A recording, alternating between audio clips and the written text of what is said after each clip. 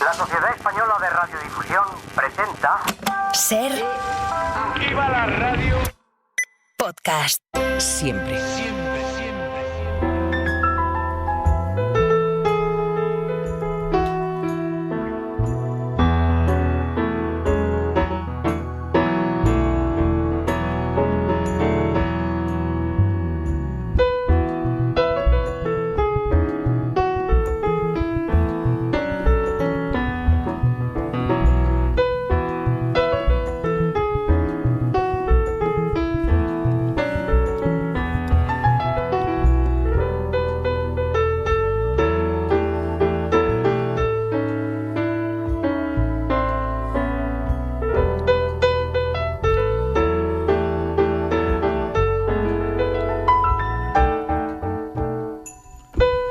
Desde París nos escucha Marc Bassets, corresponsal de El País en la capital francesa. ¿Qué tal, Marc? ¿Cómo estás? Buenos días. Hola Javier, buenos días, bonjour. Te iba a decir, vaya semana, hay veces, fíjate, cuando contábamos lo de Macron la semana pasada, la disolución de la Asamblea Nacional, uno no sabe cómo interpretar determinadas acciones políticas de los políticos que están en el poder, pero en este caso además hay que pasarlo por el tamiz de la mente de Macron. No se sabe nunca en qué está pensando, es su último acto quizá. Sí, yo sinceramente todavía no sé cómo interpretarlo, y yo creo que nadie. Fue una decisión a las 9:01 de la noche el domingo pasado, después de una derrota electoral espectacular que sufrió y la victoria de la extrema derecha en las elecciones europeas. Nadie lo esperaba. Había avisado unos minutos antes a sus ministros y a su primer ministro que disolvía la Asamblea Nacional y convocaba estas elecciones anticipadas, que son a 2 vueltas, la primera el 30 de junio. Y es muy probable, no seguro, pero es posible, digamos, que en estas elecciones legislativas gane el reagrupamiento nacional de Marine Le Pen y, por tanto, acceda al gobierno. Macron sigue ahí, esto hay que dejarlo claro, el presidente es inamovible hasta el final de su mandato 2027, pero es posible que el gobierno y el próximo primer ministro, posible, repito, no seguro, porque quedan 2 semanas de campaña y pueden pasar muchas cosas, que tenga una mayoría más o menos amplia a la extrema derecha, por primera vez desde el final de la Segunda Guerra Mundial en Francia, ¿no? Pero es interesante que Macron, que siempre hemos comentado que tiene una mentalidad no ya napoleónica, sino casi monárquica, piense que su legado pueda ser ese, la llegada de la extrema derecha al gobierno de un país como Francia. Sí, hay muchas teorías y especulaciones. Su razonamiento es que la actual Asamblea Nacional está muy bloqueada y prácticamente ingobernable, y que después el resultado electoral de las europeas es tan contundente que él necesita escuchar a los franceses, preguntar a los franceses qué es lo que quieren. En este sentido, desde el momento en que Macron anunció esto, recordó un poco, con todas las diferencias que hay, a lo que hizo Pedro Sánchez después de las elecciones autonómicas y municipales del mayo pasado, ¿no? Que convocó aquellas elecciones generales que también decían que lo tenía muy mal, y al final, bueno, no le salió tan mal, más bien le salió bien. Y Macron tiene algo de jugador también, ¿no? De hacer unas apuestas muy fuertes, pero claro, son 2-3 semanas de campaña, es complicado. Hay una teoría, mira, te explicaré una teoría que hay, es pura especulación, pero tiene su qué, y circula incluso en Bruselas y entre las capitales europeas. Macron lo que quiere evitar es que Marine Le Pen sea presidenta de la República en el 2027, darle las llaves del Elíseo como Obama le dio las llaves de la Casa Blanca a Donald Trump en el 2017.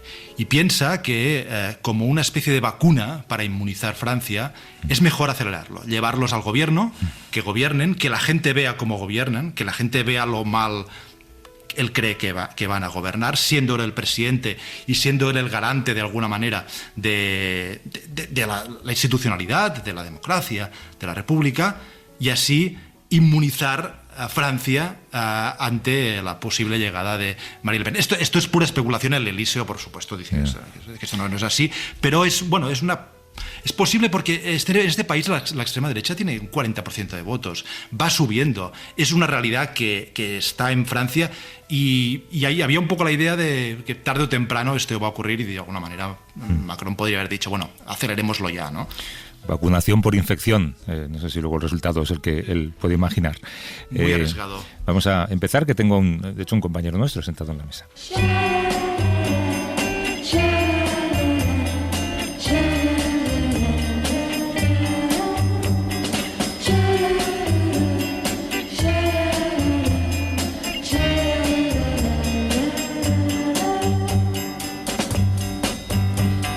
Has escogido François Hardy, un poquito sesentero esto, ¿no?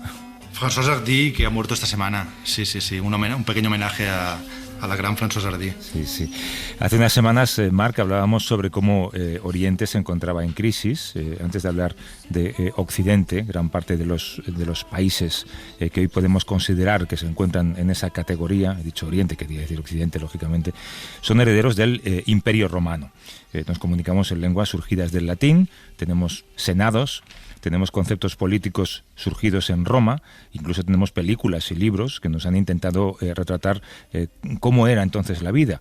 Pero lo maravilloso del libro del que vamos a hablar es que además de buscar explicaciones de por qué ese imperio sigue teniendo vida en la actualidad, habla sobre los mitos que fundaron un imperio, un poco como un reflejo de la necesidad que tenemos hoy por escuchar relatos que explican la realidad en la que vivimos. No necesariamente la verdad que la conforma, ¿no? Sino la realidad que nos rodea.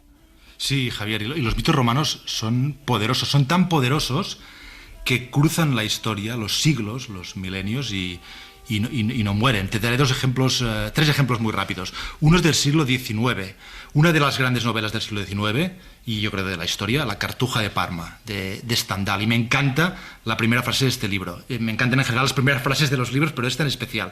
Te la leo muy rápido. Dice, el 15 de mayo de 1796 entró en Milán el general Bonaparte, al frente de aquel ejército joven que acababa de pasar el puente de Lodi y de dar a conocer al mundo que después de tantos siglos César y Alejandro tenían un sucesor. Sin César, Julio César, no existiría Napoleón. Otro ejemplo de la Guerra de las Galaxias. Esto lo he aprendido leyendo el libro del que vamos a hablar. Y dice, la guerra interestelar, en la Guerra de las Galaxias, entre la República y el Imperio, está claramente inspirada en la historia de las guerras civiles en tiempos de César y Pompeyo, y luego de los Cesaridas y Augusto. Y el tercer ejemplo y último ya, de la fuerza del Imperio Romano y de sus mitos, es como los actuales emperadores digitales, Elon Musk, Zuckerberg, se miran en el espejo de los emperadores romanos. De alguna manera se creen emperadores. La primera frase del libro del que hablaremos dice precisamente, y cito, el Imperio Romano nunca cayó realmente, ni caerá jamás. Yo creo que tiene bastante razón.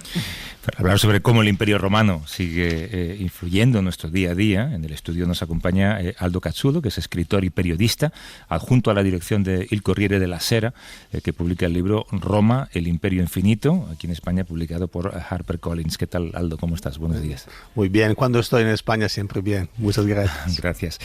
¿Quién se parece más a Julio César? ¿Darth Vader? ¿Elon Musk? ¿Vladimir Putin? No, Putin no. No, yo creo que César es quizá el hombre más grande que nunca haya existido. Si fuera solo un escritor, si fuera solo un comandante militar, si fuera solo un político, hubiera pasado a la historia, pero César era las tres cosas juntas y era un periodista también. Cuando ganó la batalla en 4 horas contra Farnace, el rey del Ponto en Turquía, escribía al Senado Veni, Vidi, Vici. 3 palabras, 12 caracteres, un tuit perfecto. Era ya mucho menos que 18 caracteres, ¿no? Sí, exactamente. ¿Por qué eres capaz de ver elementos del Imperio Romano, elementos incluso del comportamiento de Julio César en la política actual? ¿Crees que todavía se desprenden? Sí, la estrategia del Imperio Romano era la misma estrategia del Imperio Americano. El símbolo es lo mismo, el águila. Y la estrategia también. Cuando los romanos convertían los pueblos derrotados en aliados, lo que los americanos han hecho con los italianos, los japoneses, los alemanes después de la Segunda Guerra Mundial. Los problemas que los romanos tenían son los mismos problemas que nosotros tenemos. La inmigración, que la resolvieron con la integración. Uno podía convertirse en romano, fuera cual fuera el color de su piel, fuera cual fuera su origen, fuera cual fuera su Dios. Los romanos no eran racistas, salvo con los godos, considerados como demasiado altos y demasiado rubios. Y también la guerra permanente. los romanos podían perder batallas, pero ganaban siempre las guerras porque sabían pensar a la guerra. El legionario no luchaba solo para sí mismo, la familia, el clan, para el Estado, para la República, res publica. Cosa pública, nace en Roma l'idea que el Estado es de todos. El legionario no era un héroe, era un soldado, un militar de profesión. Su objetivo no era una jubilación, era una jubilación tranquila, no era una muerte gloriosa. Y los generales, como César, no eran como los generales de la Gran Guerra, ganar o morir, eran ingenieros, eran estrategas, construían puentes, traían refuerzos, sabían pensar a la guerra. ¿Se te ilumina la cara hablando del Imperio Romano, Aldo? Sí, porque el imperio es un facto también de sangre, de violencia, de esclavitud, pero el mito fundacional de Roma me gusta porque Virgilio, el poeta, inventó una historia y al escribirla la hizo auténtica.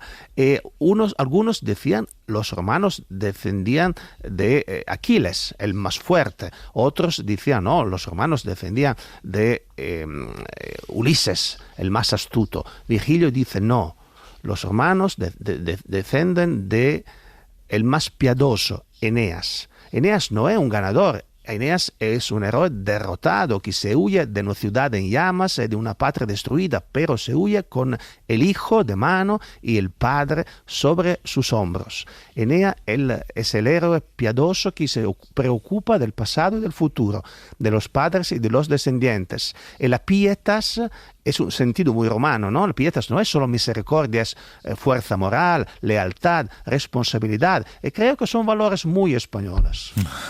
Latinos. Marc. Hola Aldo, aquí Marc desde París. Hola. En el libro explicas y escribes que, por ejemplo, las pirámides de Egipto son muy bonitas, son muy importantes, pero no dejan de ser objetos arqueológicos. En cambio, dices, los vestigios romanos están vivos. ¿Por qué Roma, por utilizar esta palabra, funcionó? ¿Por qué funcionó y pasó y llegó a lo largo de los siglos, mientras otros imperios, que fueron magníficos también, que crearon, inventaron muchas cosas, se esfumaron en la historia? En cambio, el Imperio Romano ha cruzado los milenios hasta llegar a nosotros y pervivir. Porque todos los emperadores de la historia se han presentado como el nuevo César y todos los revolucionarios de la historia se han presentado como el nuevo Espartaco. Los comunistas alemanes se llamaban espartaquistas y en el Berlín del 1918 habían mujeres como Rosa Luxemburgo y hombres dispuestos a luchar y a morir en el nombre de un esclavo misterioso que había hecho lo mismo antes 2000 años. César, Kaiser y zar son palabras que derivan de César, ¿no? El imperio ruso, el imperio alemán, que tenían como símbolo el águila romana. Las palabras el lenguaje de la política y del poder es el mismo que tenía Roma, ¿no? República, hemos dicho, el Senado, dictador, pueblo, ciudadano, presidente, socialismo, comunismo, fascismo, son todas palabras romanas, ¿no? Roma vive en nuestras lenguas, en nuestros pensamientos, y también Roma inspiró películas, cómics, Asterix, novelas, películas como Gladiator, ¿no? Porque España es muy importante en la historia de Roma. Adriano, Traiano, Teodosio, que son emperadores muy importantes, eran españoles. Séneca, el más grande filósofo romano, era español. Y Gladiator también es español, ¿no? Hispánico, Máximo X Meridio. Y sus últimas palabras son: había un sueño que era Roma, se hará realidad. ¿Cuál era el sueño romano? La paz universal, el gobierno del mundo. Una comunidad grande como el mundo conocido, en paz, no porque débil y dividida, pero por ser fuerte y unida. Yo creo que el sueño romano es vivo y no necesitamos un gobierno del mundo, un gobierno global para enfrentar lo que se pasa, que eso solo se puede resolver en común. Te voy a pedir que hagas política ficción e imaginación. ¿Quién sería Meloni en la Roma de Julio César? La derecha. César era, para jugar con las categorías modernas, César era la izquierda, era el jefe de los populares. era, por ejemplo, para donar el pan gratis a la gente. La derecha eran los aristócratas, los senadores. Meloni siempre dice, yo soy una mujer del pueblo, pero no me gusta su partido. Como persona es amable, es gentil, es simpática, pero su partido es terrible, porque no es un partido fascista, pero es un partido antifascista.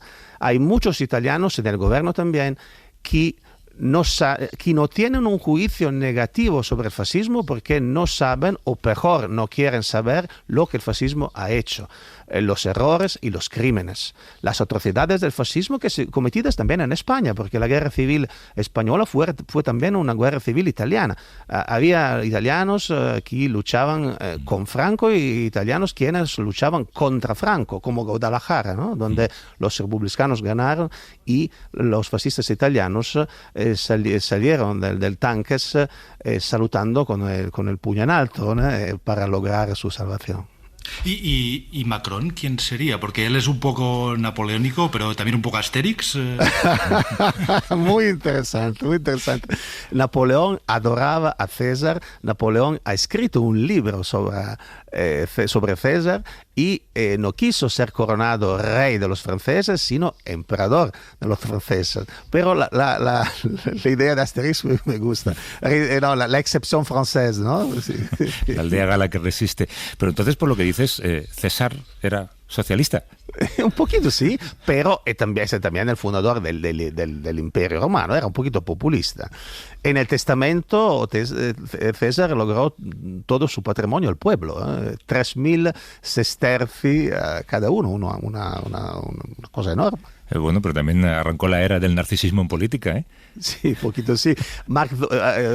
Antes tú has hablado de Mark Zuckerberg. Mark Zuckerberg se fue de luna de miel en Roma y su esposa Priscilla ha dicho, me pareció de ser en tres, Mark, yo y Augusto, porque Zuckerberg se fotografiaba abrazados a todas las estatuas de Augusto que encontraba. Y las estatuas de Augusto son muchísimas, porque Augusto fue el primer hombre de la historia de quien todos conocían la cara, porque hay 2.500 estatuas de Augusto, una en cada ciudad del imperio. El fin del imperio americano, del que se habla mucho y quizá está ocurriendo, ¿te recuerda al fin del imperio romano?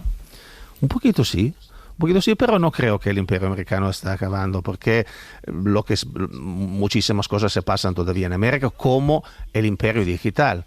Zuckerberg y Musk creen de ser el nuevo Augusto, ¿no? Musk también, ¿no? Se proclamó emperador de Marte. No me gusta eso, naturalmente, pero efectivamente Augusto fue el primer hombre que se encontraba comandando sobre una comunidad inmensa como el mundo conocido. Personas que no se conocían entre ellos, pero nacían, vivían y morían bajo el mismo César. Zuckerberg se corta el pelo como Augusto, concluye sus reuniones con el grito de dominio en latino. Sus hijas se llaman Augusta, Máxima y Valeria. Cree de ser el nuevo emperador y no pagan las impuestos, no pagan todos los impuestos. Y no pagan derechos de autor tampoco, ¿no? Exactamente. Aldo Cacciulo, que es escritor, es periodista, adjunto a la dirección de Il Corriere della Sera y acaba de publicar Roma, el Imperio Infinito, un libro interesantísimo en HarperCollins. Gracias por pasarte por el estudio, Aldo. Un abrazo. Muchísimas gracias. Cuídate. Je sais que mes chers collègues sont vraiment contents pour moi. C'est en surveillant leur téléphone l'impression qu'on a. Et si par miracle un jour la farce était trahie, j'anticipe ma retraite pour cause de maladie. Qu'y a-t-il de plus beau sur terre que d'avoir un ministère et l'esprit de sacrifice qui permet d'accumuler les bénéfices? Est-il plus belle tâche au monde, satisfaction plus profonde que de porter ce fardeau sans reproche et sans impôt? Ser Podcast.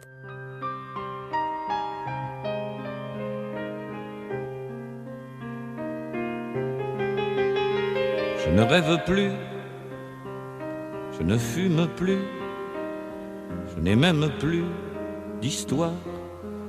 Je suis sale sans toi, je suis laid sans toi, je suis comme un orphelin dans un dortoir.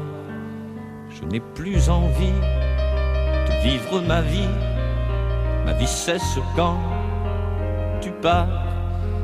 Je n'ai plus de vie et même mon lit se transforme en quai de gare. Los políticos y los médicos tienen en sus manos la vida de las personas en dos sentidos diferentes.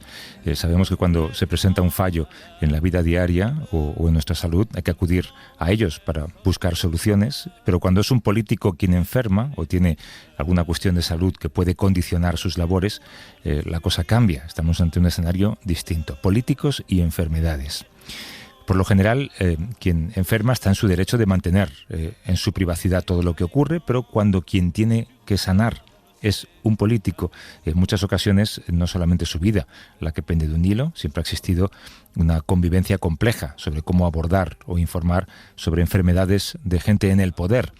Pero cuando se supone que debes ser un líder que resiste y que te comportes de forma inquebrantable y que lleves el camino de un país, a lo mejor el nivel de exigencia es mayor. En el fondo, Marc, a veces la enfermedad de los otros siempre nos enteramos de ella con más claridad, pero la de los políticos siempre parece un poco más oculta. Y hay una relación muy interesante entre políticos en el poder y enfermedad que ahora además se cruza con la salud mental. Sí, Javier.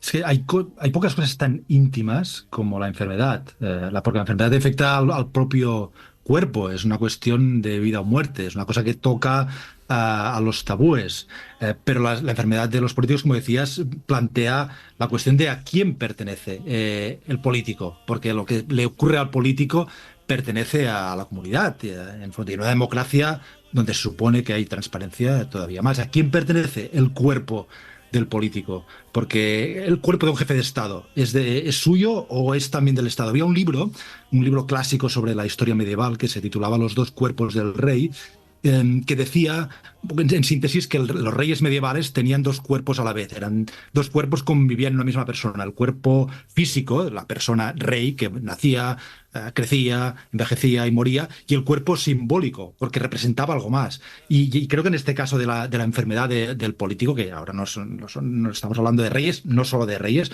es muy claro. Hay ejemplos históricos, medievales, pero también contemporáneos. El de Kennedy, que estuvo enfermo durante su presidencia y se desconocía. Aquí en Francia es muy conocido el caso de François Mitterrand, que tuvo un cáncer prácticamente durante todos sus 2 quinquenios y se mantuvo oculto. Y a pesar de esto, Mitterrand pudo seguir gobernando y bueno, sin que nadie supiese y sin que tuviese esta obligación de transparencia y de contar a la ciudadanía en qué estado estaba su jefe de Estado, su monarca, entre comillas, su presidente. Y otro elemento que mencionabas es el y del que se habla cada vez más, es el de la salud mental.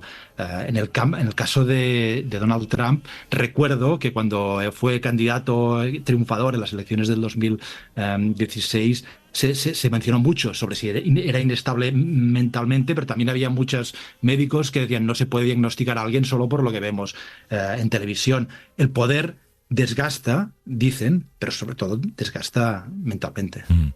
Desde Londres nos atiende Lord David Owen, que es exministro de Sanidad y Exteriores del Reino Unido, fundador, de hecho, del Partido Socialdemócrata y autor de un libro fantástico que se llama En el poder y en la enfermedad, que ahora publica Siruela. Lord Owen, buenos días. Good morning. Decíamos que usted también es médico y político. ¿Sus observaciones sobre las dolencias nació primero por su pasión por la medicina o por su entrada en la Cámara de los Comunes? Well, I would not have written a book like this about hubris if I had stayed in medicine. Bueno, yo no habría escrito un libro como este sobre la hibris si me hubiera limitado a la medicina. Fue mi exposición a la política la que me llevó a hacerlo. Pero la hibris no se limita en absoluto a los políticos. Los líderes de todo el mundo, en los negocios, en la iglesia, en la educación, en todas las esferas de la vida, son susceptibles a ella. También es cierto que probablemente no me habría centrado tanto en este tema ni habría considerado tan importante hablar de la hibris si no hubiera sido médico.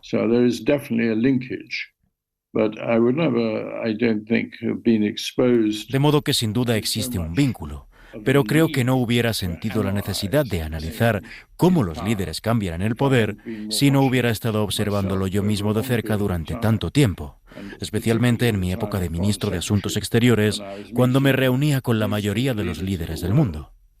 En el poder y en la enfermedad, el libro se publicó por primera vez en 2008, pero en la última edición ha habido ciertas actualizaciones y ahora hablamos de ellas, pero ya he mencionado en varias ocasiones este síndrome de Hybris o Hubris, no sé muy bien cómo se dice en castellano. ¿Nos podría explicar en qué consiste? Si es una enfermedad, es un trastorno de la personalidad, solamente lo padecen los políticos. It's certainly not only suffered by politicians. Desde luego no solo la sufren los políticos. Y aunque la mayoría de mis ejemplos proceden de la política, también hay muchos ejemplos en los que la hibris ha afectado a la toma de decisiones empresariales y ha tenido consecuencias económicas importantes. Y ciertamente fue una característica muy visible en los entornos de opinión empresarial y en la forma en que se manejaban los negocios antes del crack del 29. ¿Nos puede explicar en qué consiste, cuáles son los síntomas? Well, you begin to feel that you know everything and that you brush aside. Pues bien, uno comienza a sentir que lo sabe todo y deja de lado cualquier consejo que sea contrario a lo que piensa. En realidad no escucha. Puede parecer que estás escuchando a compañeros y asesores, pero cada vez estás más sordo. You know what you're dealing with and you know how to deal with it. Sabes a lo que te enfrentas y sabes cómo hacerlo, pero no escuchas. Eso es lo principal. Te cierras a los consejos contrarios, te convences a ti mismo dentro de un círculo de uno. Estoy seguro, Mar, de que todos los oyentes tienen ahora mismo en la cabeza el nombre de algún político. Cada uno opta por escoger a uno, ¿no? Sí, Javier. Buenos días, Lord Owen, desde París. Hybris es un término que viene del griego, de la mitología griega, de estos hombres que se creían dioses. ¿En qué, usted, Lord Owen, en qué personajes de su tiempo que conoció, que trató, que observó como político y también como médico, piensa cuando habla del término hubris? Eso es difícil de contestar entre tantas personas tan diferentes que pasaron por mi experiencia y por mi mente. Pero creo que un ejemplo destacado de la hibris lo estamos viendo hoy en la política estadounidense.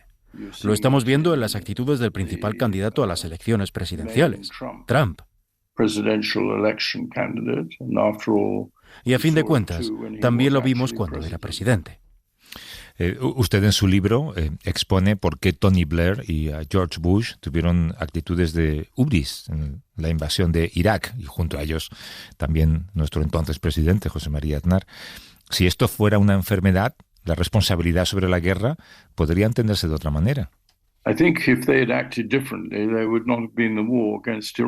Creo que si hubieran actuado de otro modo, no habría habido guerra contra Irak. Tenemos que recordar que esto surgió a raíz de Al-Qaeda. Surgió a raíz de lo que estaba ocurriendo en Afganistán y hubo muy poca discusión al respecto. Pero los estadounidenses, en lugar de vincular la cuestión solamente a Al-Qaeda, quisieron incluir a Saddam Hussein, a quien querían atacar por otras razones. Así que Blair secundó la medida con muy pocas pruebas, cuando en realidad estábamos tratando con Al-Qaeda, no se trataba de Saddam Hussein. But he was an enemy lined up in certainly the mind of Bush Jr. Él era un enemigo al que Bush Jr. tenía enfilado. Y Tony Blair le siguió la corriente sin recibir ningún apoyo intelectual ni pruebas prácticas por parte de nuestros servicios de inteligencia ni de los asesores del Ministerio de Asuntos Exteriores. It was done without any serious involvement.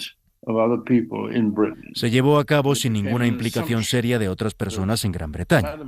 Todo giró en torno a una suposición de que Saddam Hussein estaba vinculado de alguna manera a los horrores de lo que ocurrió con el bombardeo de Nueva York. Lord Owen, lo que usted escribe, ¿en qué medida es una actitud de arrogancia humana o es realmente una patología? Porque usted en el libro incluye la hubris como casi una actitud, como una enfermedad, como una patología, pero es un comportamiento muy humano en el fondo. You're exactly right, and therefore I don't want to classify it as a medical illness. Tienes toda la razón, y por eso no quiero clasificarlo como enfermedad médica. Creo que debemos evitar eso. Tiene características de comportamiento maníaco, como cuando la gente pierde literalmente la cabeza y por lo tanto se puede pensar que es algo inherente. But the Greeks were very clear that this was an attitude. Los griegos tenían muy claro que era una actitud frecuente en personas de cierto éxito, donde las consecuencias de sus acciones eran cada vez más perjudiciales para la sociedad en su conjunto. And particularly it is featured contempt. Es algo que se manifiesta a menudo como desprecio. El líder con ibris muy rara vez no se muestra despectivo en alguna de sus actitudes. El libro recorre ese vínculo entre la enfermedad y el poder, y uno se da cuenta de que, por ejemplo, John Fitzgerald Kennedy tomó algunas de las decisiones que podían haber cambiado el rumbo de la historia bajo el efecto de sedantes potentísimos para sus dolores de espalda. Entre una enfermedad incapacitante no comunicada al público, escondida al público, o este tipo de arrogancia visible, ¿qué puede poner más en peligro a un país? That's very difficult to define. There is no doubt we are at risk of both of those ingredients. Eso es muy difícil de definir. No hay duda de que corremos el riesgo de que se den esos dos ingredientes en un líder. Así que creo que hay que ser muy consciente del hecho de que la edad es un factor en el declive del cerebro que todos sufrimos. Y por eso, en muchos casos, existen leyes de modo que los dirigentes no puedan mantenerse en el poder más allá de los 65 o 70 años. A veces incluso lo legislamos para que los políticos se comprometan con el concepto de que permanecer en el poder, en los negocios o en la vida pública o en la política después de cierta edad, tiene sus peligros. Es algo que permitimos que se haga para otros, y sin embargo nosotros, los políticos, no ponemos límites a la edad de un presidente o primer ministro. Estamos en el libro, menciona a Trump, y de hecho ha incluido unos epígrafes actualizados sobre él, pero estamos en la era de gobernantes como Vladimir Putin o Javier Milei. Yo no sé si desde su perspectiva médica cree que estamos viviendo en una época en la que se acepta a políticos con un determinado grado de trastorno. Well, I think we have to hesitate before diagnosing Putin as suffering from hubris. Bueno, creo que hay que ser prudentes antes de diagnosticar a Putin como alguien que sufre de ibris. Hay un análisis muy interesante de su toma de decisiones en lo que ha estado ocurriendo en Ucrania, y en particular en el momento en que cierto grupo de San Petersburgo, el grupo Wagner, fue llamado para ir a África para ocuparse de varios asuntos para desestabilizar y traer dinero de vuelta a Rusia. They then began to challenge him. Luego ellos empezaron a desafiarle, a cuestionar su gestión de la guerra de Ucrania y sobre todo a criticar a los militares oficiales de Rusia.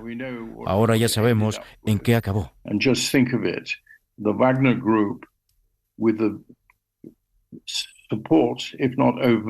El grupo Wagner, con el apoyo, si no manifiesto, de los militares rusos, emprendió el camino hacia Moscú con helicópteros, vehículos blindados y aviones de apoyo. Y Putin no hizo nada. Esperó. Él solo esperó. Y esto les puso muy nerviosos. Yo creo que ya no sabían si realmente querían entrar en Moscú o no. En ese momento se sugirió que debían de ser trasladados a Bielorrusia, con el presidente de Bielorrusia, y sospecho que Putin estaba detrás de eso.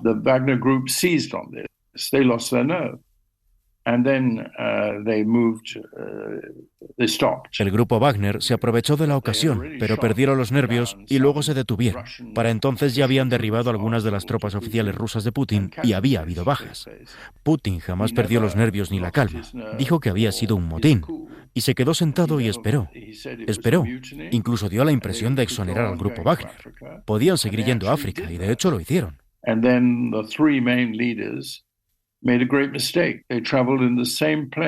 Y entonces los tres líderes principales cometieron un gran error.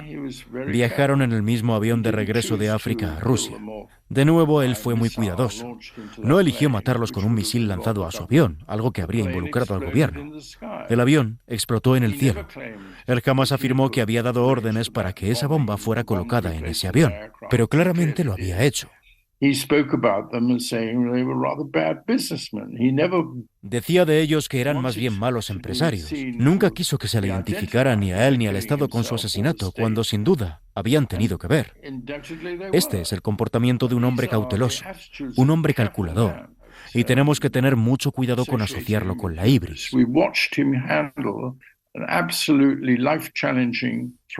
Lo hemos visto manejar una amenaza que representaba un desafío absoluto para su vida, tanto para él personalmente como para el Estado, y la manejó con un extremo cuidado y cautela, y con la capacidad de dejar que el propio tiempo contribuyera a la solución. Hay una cuestión que se plantea o que surge prácticamente en cada campaña electoral norteamericana y es la posibilidad de hacer un examen psicológico a los candidatos a presidentes. ¿Usted sería partidario de que esto se implementara? Very much so. I think it is accepted in America that you submit your... Desde luego creo que en el caso de Estados Unidos está aceptado que los informes médicos se sometan al escrutinio público. Muy a menudo se trata de un médico que lleva muchos años tratando a su paciente. A veces este médico ni siquiera está especializado ni conoce las principales enfermedades del cerebro. Y tampoco se realizan pruebas independientes. Así que es inadecuado, pero es un primer paso. Me gustaría creer que cualquier líder de un gran país aceptaría someterse a un examen médico independiente y completo antes de su candidatura y posteriormente a un chequeo anual una vez ocupe el cargo. Y eso es algo que debería de ser llevado a cabo por médicos independientes. Uno de los puntos más interesantes del libro es esta cuestión de la transparencia sobre las enfermedades de los dirigentes. El capítulo que dedica al presidente francés François Mitterrand, usted explica cómo se mantuvo durante tanto tiempo oculta su enfermedad, pero al mismo tiempo añade, y cito, que Mitterrand es la prueba de que un jefe de Estado de gobierno puede estar enfermo, grave, y seguir gobernando de forma eficaz. Well, his own medical doctor has been very honest and open with the public and has made it quite clear. Bueno, su propio médico ha sido muy sincero y abierto con el público y ha dejado bastante claro que tendría que haber sido algo más estricto con el presidente sobre su estado de salud. But he was told by Mitterrand, and when he was diagnosed with early cancer, pero Mitterrand le dijo cuando le diagnosticaron un cáncer precoz que se trataba de un secreto de Estado y que estaba obligado por su cargo de asesor médico a no revelar ese diagnóstico y que la relación era entre ellos dos. And he does describe this. And I think it is extraordinary how long. Él mismo lo describe así. A mí me resulta extraordinario la manera en que Mitterrand tomaba ciertas decisiones sensatas y racionales durante gran parte de su presidencia, mientras padecía un cáncer terminal y le administraban una medicación muy tóxica. I did actually talk to the sort of doctor, the family doctor of Mitterrand, and he. De hecho, hablé con el médico de cabecera de Mitterrand, y me explicó el dilema. ¿A quién le debía lealtad? ¿Al presidente como paciente o al presidente como jefe de Estado? Para él es un conflicto profundo. Pero él no tiene la menor duda de que si se va a efectuar un chequeo médico a un presidente, el médico en cuestión ha de ser independiente. No lo debe de hacer su propio médico de cabecera. Es interesante. En su país, y es una última cuestión, recientemente la Casa Real Británica se vio en el foco de la opinión pública y de los medios por el cáncer del rey Carlos y el cáncer de Kate Middleton. ¿Dónde radica esa línea entre el respeto a lo privado y sus deberes como miembros de la monarquía? ¿Cómo valora la manera en la que se comunicó a la opinión pública ambos casos?